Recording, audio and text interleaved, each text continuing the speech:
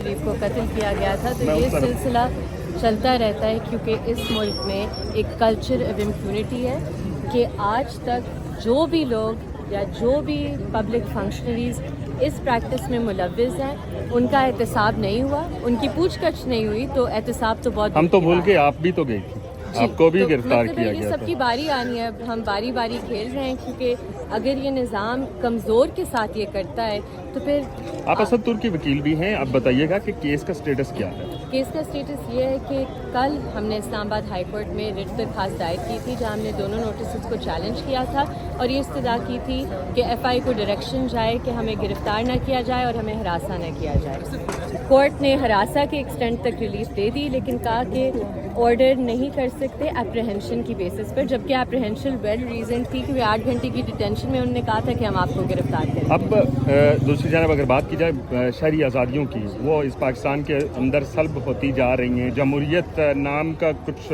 हमें नज़र आ रहा है। क्या समझती हैं कि इस सूरत हाल में पाकिस्तान का सर्वाइवल कैसे होगा?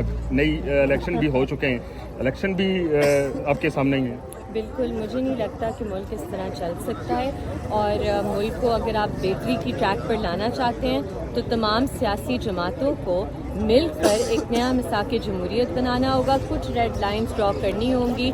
सहाफ़ती आज़ादी, जबरी गुमशुदगियाँ, ये चीज़ें नाकाबिले कबूल हैं एक माशरे में जहाँ आइन की सुप्रीमेसी होनी चाहिए। आपने रेड लाइन की बात की, तो पंजाब के अंदर गवर्नमेंट बनते ही मुस्लिम लीग नून की जानब से कहा गया मरियम नवाज़ हमारी रेड लाइन थी।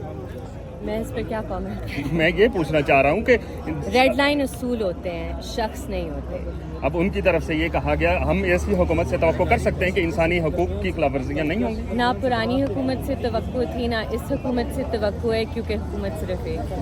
असद तुर्क की गिरफ्तारी के ऊपर दोबारा से वापस आते हैं, आप कानूनी माहिर भी हैं, ये बताइएगा कि चीफ जस्टिस का कोई फैसला आता है तो वो पब्लिकली जब पब्लिक हो जाता है तो उसके ऊपर हम डिबेट कर सकते हैं? जी बिल्कुल, ये हर शहरी का हक है डिबेट करना, उस पर तनकीद करना, उस पर अपनी राय पेश करना, ये बिल्कुल भी जुर्म नहीं। तो फिर असद तुर्क को उठाने की वजह क्या है? उसकी वजह ये है कि उसकी आवाज़ ताकतवर लोगों को चुभती है और वो चाहते हैं कि उसकी आवाज़ दबाई जाए। ताकतवर कमज़ोर नहीं हो चुका?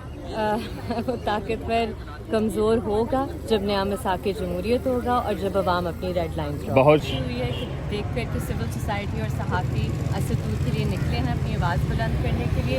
दूसरी बात जो बहुत ज़रूरी बात है वो ये है कि हम इस्लामाबाद हाई कोर्ट में गए थे मंडे के दिन ये इस्तदा करने के हमें अरेस्ट से एफआई को डायरेक्शन दी जाए कि हमें अरेस्ट ना किया जाए, हरास या इंटिमिडेट ना किया जाए। अदालत में मैंने बात बताई कि हमें 8 घंटे के लिए कन्फाइन किया गया था एफआई में, हम वॉलंटरली इंक्वायरी का जाकर हिस्सा बने थे और हमें एप्रीहेंशन है, बहुत रियल एप्रीहेंशन है कि हमें गिरफ़्तार किया जाएगा।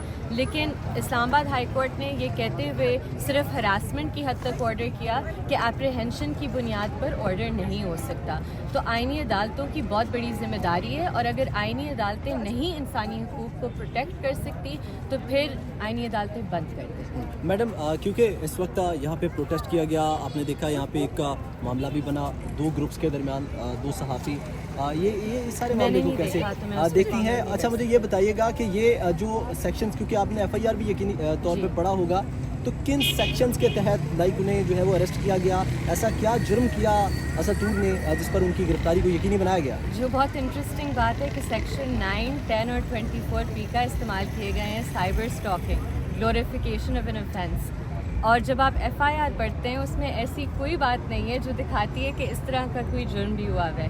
सिर्फ ये टिपिकल जो लाइनें होती हैं, anti state propaganda, malicious campaign, ये कानून में इस तरह सस्टेनेबल नहीं है और ये इस एफआईआर की कोई लेजिटिमेसी या कोई वैल्यू या वर्थ नहीं है। ज़राए से कुछ खबरें मौसूल हुई थी कि असद तुर्क साहब ने जेल से पैगाम भिजवाया था कि उनकी वालदा जो कि 70 साल के करीब हैं वो घर पे अकेली, और असद तुर्क और वो उनकी वालदा घर पे अकेली रहती हैं, तो उनकी वालदा को उन्होंने रिक्वेस्ट किया था अपने सहाबी दोस्तों से कि उनकी वालदा को किसी रिश्तेदार के घर छोड़ा जाए। तो इस हवाले से वकला बरादरी या सहाफ़ियों ने कोई इक़दाम उठाया है? जी देखें, ज़ाहिर सी बात है, एक पर्सनल इशू है असद की फ़ैमिली का, और ऑब्वियसली हम सब उसके साथ खड़े हुए हैं उसकी फ़ैमिली की तरह, और उनकी वालदा हम सब की वालदा की जगह है और बहुत तकलीफ़ हो रही है उनकी वालदा को इस अज़ियत में देखते हुए।